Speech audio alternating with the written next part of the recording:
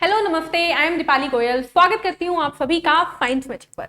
तो स्टूडेंट्स, जैसा कि आप सब जानते हैं, हम लोग कर रहे हैं धमाका सीरीज, जिसमें हम कर रहे हैं क्वेश्चन आंसर्स। बहुत सारे काफी क्वेश्चंस हमने लास्ट क्लास में देख लिए थे विद कंसेप्ट। आई होप आप लोगों को अच्छा लग रहा होगा। चलते हैं आज की मतलब अपने सीरीज को आगे बढ़ाते हैं। चलते हैं अगले क्वेश्चन पे, अगले इंपॉर्टेंट क्वेश्चन पर।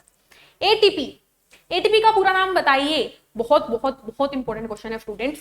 एटीपी का पूरा नाम क्या है? एटीपी का पूरा नाम है एडिनोसिन एडिनोसिन ट्राईफॉस्फेट। क्या नाम है?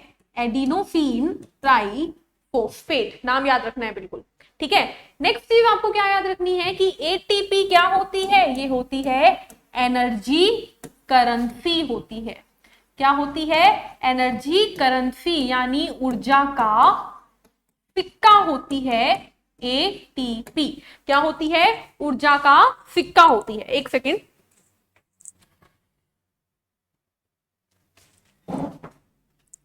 ठीक है। तो एटीपी क्या है? एटीपी होती है एनर्जी करेंसी, यानी ऊर्जा का सिक्का। जैसे कि हमें पैसे खर्च करने होते हैं, हम क्या लगाते हैं? रुपए, रुपी, है ना। यूएस में क्या चलते हैं? डॉलर। हमारी बॉडी का भी ऐसे ही सिस्टम है। बॉडी क्या चलाती है? बॉडी खर्चा करती है एटीपी की फॉर्म में। किसकी फॉर्म में? ATP. Clear? Next question, histology क्या है? क्वेश्चन बहुत इंपॉर्टेंट है, अभी अभी एग्जाम में पूछा गया है घुमा फिरा के। हिस्टोलॉजी क्या है? तो हिस्टो यानी क्या होता है? ऊतक होता है, यानी टिश्यू होता है। तो टिश्यू का अध्ययन, टिश्यू की स्टडी को क्या कहते हैं? हिस्टोलॉजी कहते हैं। स्टडी ऑफ टिश्यू, ऊतक का अध्ययन क्या कहलाता है? हिस्टोलॉजी। और कोशिका का अध्ययन क्या कहलाता है? कोशिका का अध्ययन, कोशिका का अध्ययन क्या कहलाता है? तो अध्ययन कहलाता है साइटोलॉजी, ठीक है। अच्छा ठीक है, ये बताओ जीवों का अध्ययन क्या कहलाता है? जीवों का अध्ययन क्या कहलाता है? ये तो आपको पता होना चाहिए, भी मुझे नहीं पता। ये होता है बायोलॉजी, ठीक है, यानी जीव विज्ञान। देखो हिंदी का नाम तो क्लियर ही कर देता है। तो जीव विज्ञान क्या है? जीव विज्ञान है जीवों का अध्ययन। अब वो जीव चाहे पौधे हो, ठीक है, चाहे वो जंतु हो, चाहे वो प्लांट्स हो, चाहे वो एनिमल्स हो, जीव तो जीव है, जिसमें भी जान है वो जीव है। तो जीव विज्ञान क्या होता है? बायोलॉजी। नेक्स्ट, किस प्रकार के ऊतक शरीर को सुरक्षा कवच प्रदान करते हैं? तो खुद सोचो, हमारी बॉडी को प्रोटेक्शन कौन दे रहा है? बारिश हो रही है, पानी आ रहा है, क्या पानी हमारे रक्त में मिल जाता है? नहीं मिलता। गिर जाते हैं हम, हमें चोट लग जाती है, क्या हमारे अंदर की बॉडी ऑर्गन्स टूट जाती है? नहीं टूटती। क्यों? क्योंकि हमारी बॉडी के ऊपर क्या है? त्वचा है। तो हमारी स्किन क्या करती है? हमारी बॉडी को प्रोटेक्शन देती है। जैसे कि बारिश में हम छाता लगा लेते हैं, छाता हमें बारिश के पानी से बचाता है। अगर छाता भी ना हो तो हमारी बॉडी को पानी से कौन बचा रहा है? हमारी ऊपर की ये परत, ये स्किन। और स्किन में होता है स्टूडेंट्स उपकला ऊतक। कौन सा ऊतक? उपकला ऊतक। इसे बोलते हैं एपिथेलियल टिश्यू। तो याद रखना है, कौन सा टिश्यू हमारी बॉडी को प्रोटेक्शन देता है, यानी सुरक्षा देता है? Epithelial tissue. क्लियर है? कौन सा टिश्यू हमारी बॉडी को सुरक्षा देता है? Epithelial tissue. अगर आ जाए कौन से टिश्यू की वजह से हमारी बॉडी चल फिर पाती है, यानी हमारी बॉडी को मूवमेंट, यानी चलना फिरना कौन देता है? तो देता है मसल टिश्यू। कौन देता है? मसल टिश्यू, यानी पेशी ऊतक। और इस चलने का मतलब सिर्फ ये वाला चलना नहीं है, इस चलने का मतलब ये भी है कि हमारा दिल हर टाइम धक धक धक धक करता है, आई मीन लबडब लबडब करता है। क्यों करता है? मसल है उसके, मसल टिश्यू है उसके साथ, इसीलिए। क्लियर? चलिए आगे बढ़ते हैं। अनुवांशिकी के जनक कौन है? फादर ऑफ हेरिडिटी कौन है? तो आपको याद रखना है, फादर ऑफ हेरिडिटी है ग्रेगर जॉन मेंडल। खाली मेंडल याद रखोगे तो भी चलेगा। मेंडल जो है वो क्या है? मेंडल है हमारे हेरिडिटी के जनक। पहली बार किसने बताया था कि एक माता पिता के गुण जो हैं वही बच्चे में जाते हैं? तो ये बात पहली बार बताई थी मेंडल साहब में, जो कि एक चर्च में फादर थे, मतलब प्राइस्ट थे एक तरीके से, चर्च में काम करते थे, ठीक है। इन्होंने पी प्लांट पे ये मेंडल की स्पेलिंग ठीक कर लो, एल। इसने पी प्लांट पे यानी मटर के पौधे पर अपना सारा कार्य किया था। किस पे किया था? मटर के पौधे पर अपना सारा कार्य किया था। और एक और क्वेश्चन जो कि एग्जाम में पूछा गया था, पी का साइंटिफिक नेम क्या है? ठीक है, अभी जो एग्जाम होके हटा है ना, उसमें साइंटिफिक नेम उन्होंने बहुत बार पूछे हैं, जैसे कि लोयन का पूछा उन्होंने, ठीक है, और भी उन्होंने एक दो पूछे थे, मेरे को अभी ध्यान नहीं है। तो साइंटिफिक नेम यानी वैज्ञानिक नाम क्या है? तो ये मैंने पहले से करवाया हुआ है, वैज्ञानिक नाम। अच्छा, एक मस्का डोमेस्टिका पूछा था, हाउस फ्लाई है ना, तो साइंटिफिक नेम क्या है इसका? तो आपको याद रखना है पाइसम फेटाइबम। अब पी देख के तो आप फिर भी पहचान लोगे कि हाँ ये मटर है, लेकिन पाइसम फेटाइबम का मतलब भी मटर होता है। ठीक है, जैसे कि आम, मैंगो सबको पसंद होता है ना, मैंगो का भी साइंटिफिक नेम होता है, वो क्या है? वो है मैंगीफेरा, मैंगीफेरा इंडिका। और इसको हिंदी में नहीं लिखना है, इसको इंग्लिश में लिखना है, पेपर में इंग्लिश में मिलेगा। क्लियर? चलिए अगले क्वेश्चन पे चलते हैं। पहली बार रुधिर परिसंचरण तंत्र की व्याख्या किसने की? Who first told about human circulatory system, यानी भाई दिल भी होता है, रक्त वाहिकाएं भी होती हैं, रक्त भी होता है, और ये सब मिलकर हमारी बॉडी में रक्त को घुमाते हैं। किसने बोला? तो ये बोला था सर विलियम हार्वे ने। किसने बोला था? सर विलियम, देखो ऐसे ऐसे क्वेश्चन मिल रहे हैं अब तो समझाने की जरूरत ही नहीं है ना, विलियम हार्वे ने बोला था, ठीक है, कि हमारी बॉडी में रुधिर परिसंचरण तंत्र होता है। क्लियर? चलिए, नेफ्रोलॉजी किस अंग के अध्ययन को क्या कहते हैं? Nephrology is the study of which part of the body.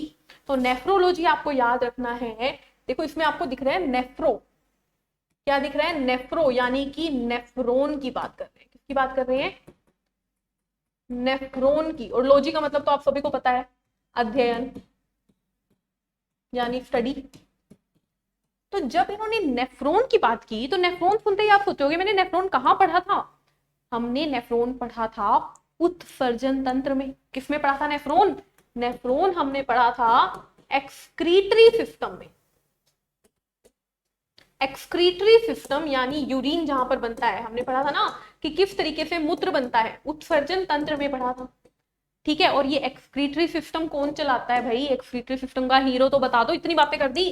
तो एक्सक्रीटरी सिस्टम का हीरो है हमारी किडनी, यानी हमारे गुर्दे।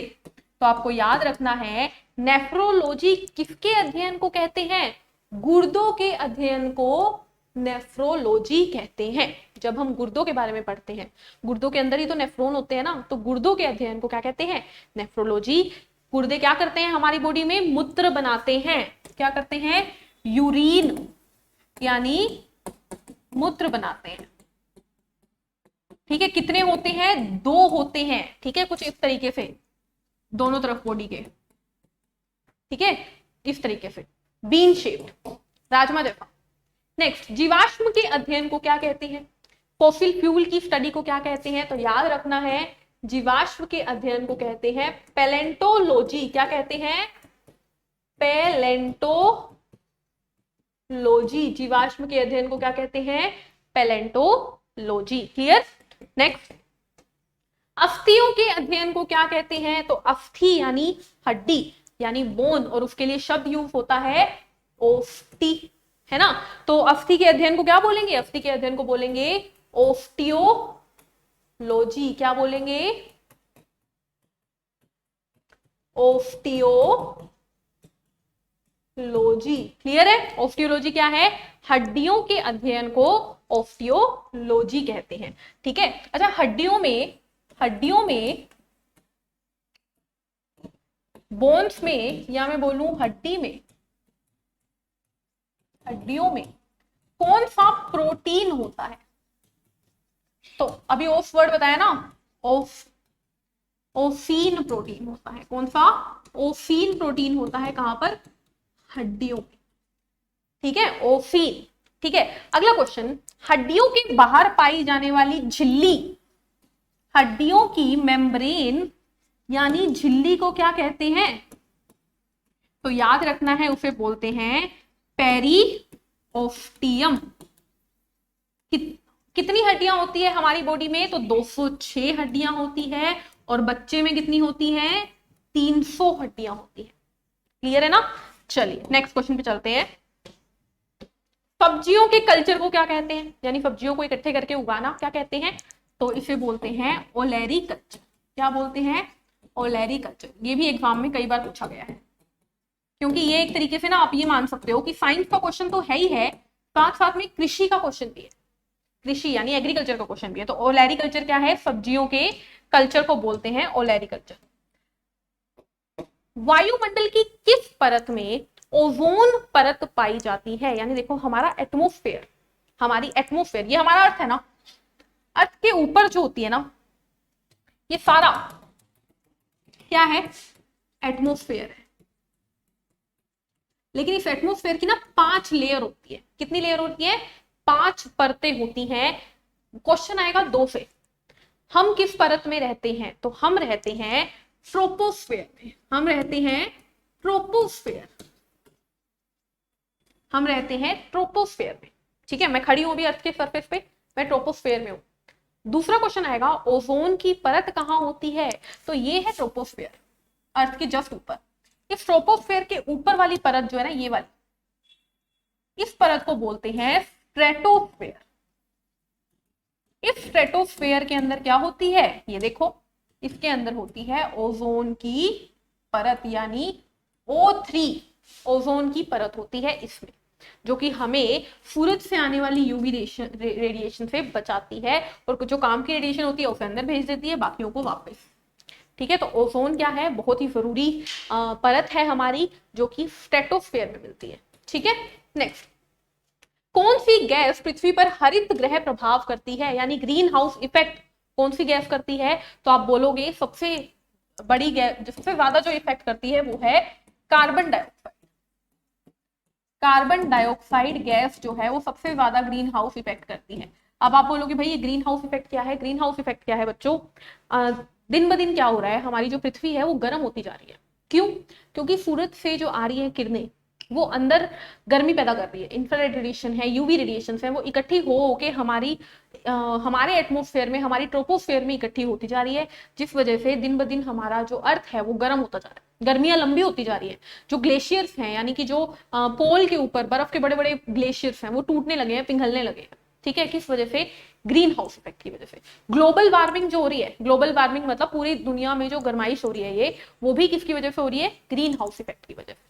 क्लियर है, तो ग्रीन हाउस इफेक्ट कौन करता है, सबसे ज्यादा कार्बन डाइऑक्साइड करती है। इसीलिए बोला जाता है भाई कि ये धुआं वुआ जितनी भी इंडस्ट्री से निकलता है ना, उन्हें बंद करो। भोपाल गैस दुर्घटना, यानी भोपाल गैस जो इंसिडेंट हुआ था, उसमें किस गैस का रिसाव हुआ था, कौन सी वो गैस थी जिसकी वजह से इतनी दुनिया में नुकसान पहुंचा था।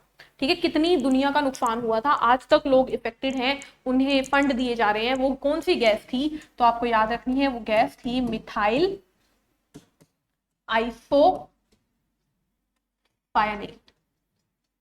मिथाइल आइसोसाइनेट नाम की गैस थी, जो कि उस प्लांट से रिलीज हो गई थी,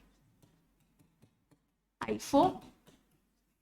इससे रिलेटेड एक मूवी भी बनी है, फैमिली मैन करके एक सीरीज है, उसमें भी इससे रिलेटेड चीज दिखाई गई है कि किस तरीके से वहां पर दिल्ली के अंदर बताया गया है कि एक मतलब जो भी ग्रुप था जिसने की ये सारी प्लानिंग की, उन्होंने केमिकल इंडस्ट्री के साथ छेड़खानी की, वहां से जितनी भी हार्मफुल गैस थी ना, उन सबको दिल्ली में ही छोड़ दिया।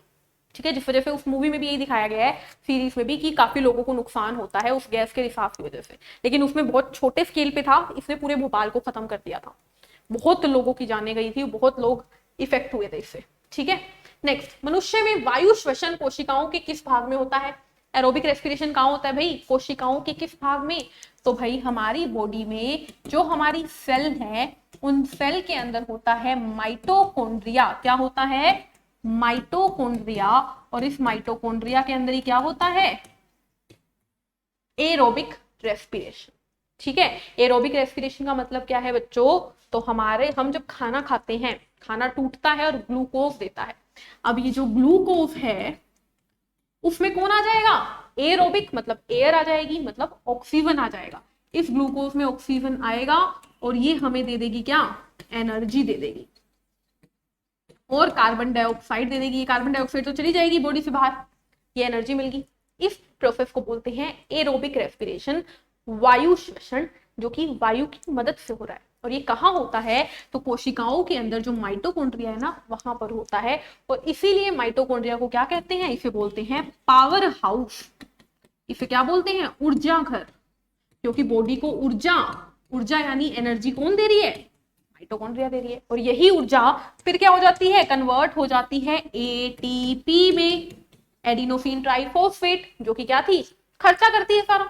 ठीक है, चलिए नेक्स्ट क्वेश्चन क्या है, देखिए अवायु श्वसन किसमें देखा गया है, अवायु श्वसन यानी एनएरोबिक रेस्पिरेशन दो प्रकार के हो सकता है, एक तो हो अवायु का मतलब ऑक्सीजन नहीं है, ठीक है, और एक होता है ऑक्सीजन की कमी।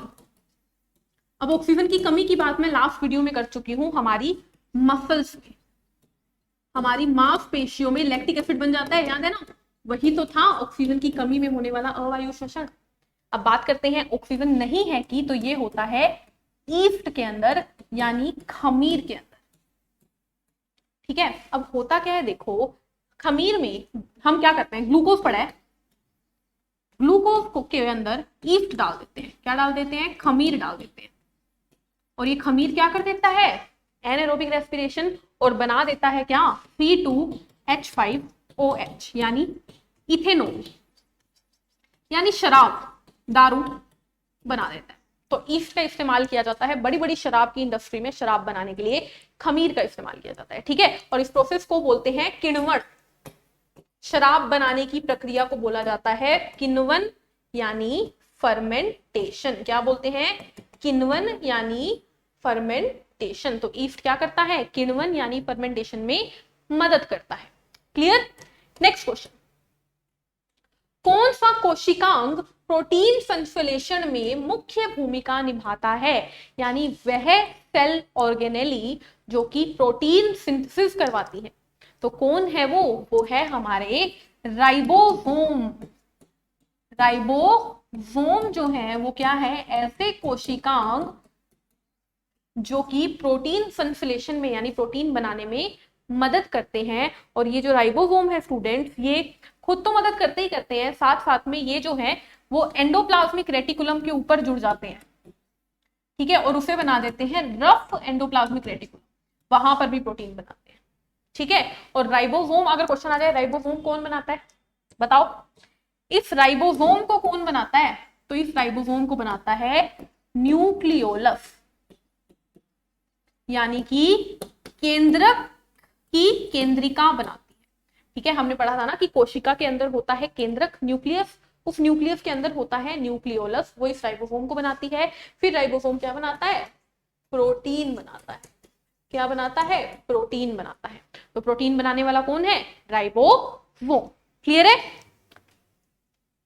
चलिए अगले क्वेश्चन पे चलते हैं। अमीनो एसिड के बीच में कौन सा बंध पाया जाता है, ये क्वेश्चन बस समझ लो ध्यान से, इंपॉर्टेंट है। अमीनो एसिड क्या होते हैं स्टूडेंट्स, अमीनो एसिड प्रोटीन को तोड़ के ही बनते हैं, है ना, अमीनो एसिड जुड़ के ही प्रोटीन बनाते हैं, हम बोल सकते हैं। तो अमीनो एसिड जो होते हैं उनके बीच में कौन सा बॉन्ड पाया जाता है, केमिस्ट्री में डिटेल में समझाऊंगी, यहां बस इतना याद रख लो कि इनके बीच में होता है पेप्टाइड। क्या बोलते हैं, कौन सा बॉन्ड होता है, पेप्टाइड बॉन्ड होता है अमीनो एसिड के बीच। क्लियर, नेक्स्ट क्वेश्चन, कार्बोहाइड्रेट की संरचनात्मक इकाई क्या है, कार्बोहाइड्रेट दूसरा नाम क्या है कार्बोहाइड्रेट का, पहली बात तो ये बताओ, कार्बोहाइड्रेट को बोलते हैं सैकेराइड। क्या बोलते हैं, और किससे मिलकर कार्बोहाइड्रेट बनते हैं, तो ये मिलकर बनते हैं मोनोसैकेराइड। किससे, मोनोसैकेराइड। ठीक है, तो वो कौन है जिससे मिलकर कार्बोहाइड्रेट बनते हैं, मोनोसैकेराइड। अगर क्वेश्चन आ जाए वो कौन है जिससे मिलकर प्रोटीन बनते हैं, अमीनो एसिड। अमीनो एसिड के बीच में कौन सा बंध होता है, पेप्टाइड बंध। क्लियर है, तो मोनोसैकेराइड जब मिलते हैं, एक मोनोसैकेराइड दूसरा मोनोसैकेराइड तीसरा चौथा, वो जब मिलते हैं, जैसे कि हो गया गैलेक्टोज हो गया, जैसे कि ग्लूकोज हो गया, ठीक है, ये क्या है, ये है मोनोसैकेराइड। इनसे मिलकर क्या बनते हैं, इनसे मिलकर बनते हैं डाइसैकेराइड और पॉलीसैकेराइड। क्लियर है, और कार्बोहाइड्रेट। नेक्स्ट क्वेश्चन, एक पॉलीसैकेराइड का उदाहरण दीजिए। ठीक है, एक लास्ट क्वेश्चन है आज का हमारा, एक पॉलीसेकेराइड का उदाहरण दीजिए। पॉलीसेकेराइड मतलब जिसमें बहुत सारे मोनोसेकेराइड है। तो आपको याद रखना है, एक क्यों कई देंगे हम, ग्लाइकोजन, स्टार्च, सेलुलोज, ये सारे पॉलीसेकेराइड है। काइटिन जो ऑप्शन में दिखे ना उसको टिक कर देना, ये 4 याद रख लो। ठीक है, अब चारों के बारे में सुन लो। ग्लाइकोजन क्या है? ग्लाइकोजन देखो बहुत अच्छे से पहले भी समझाया हुआ है, एक बार सुन लो।